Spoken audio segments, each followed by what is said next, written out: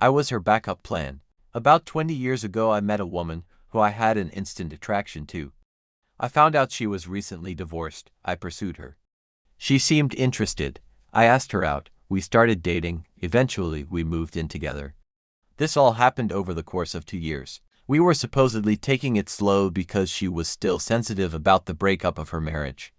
I thought things were great and I was really in love. I was planning on asking her to marry me if things worked out with us living together. After just 2 months, I came home and she had packed all her things and informed she was going back to her ex and they were going to work things out. I was hurt, but I knew she still had feelings for him, so I wished her well and tried to be understanding. She said she waited until I was home to tell me in person, which I thought was weird since she decided to pack her belongings first. I had a vague feeling that she was just going to ghost me and I came home before she could leave. She got back with her ex and I started dating other women again. After about a year she contacted me just to see how I was doing. We talked and she let me know things didn't work out for her and her ex and she wanted to see me again. I was still into her, so I agreed and we started dating again. Another 6 months went by. We moved back in together and everything was going great and I still wanted to settle down with her and she was also feeling the same. Once again, after about 4 months this time, she comes to me and lets me know that she wants to date other men because she was still young and in her whole life she had only been with her ex-husband and with me and she wanted to know what was out there. Again, I wished her well and I moved out. She wanted to be roommates while she dated. I couldn't do that, so I moved out. I knew we would never be together after that and made up my mind to move on, but I was hurting. Not even 2 weeks went by and I found out she had met another guy at her work. She was a bartender and he was the reason she wanted to start dating again and didn't seem to care when I told her I was moving out. I don't know how long they were talking before I left, but he moved in not even 2 weeks later. When I found this out, I was hurting even more. It took 2 years before I could convince her to move in with me, but only 2 weeks for this guy.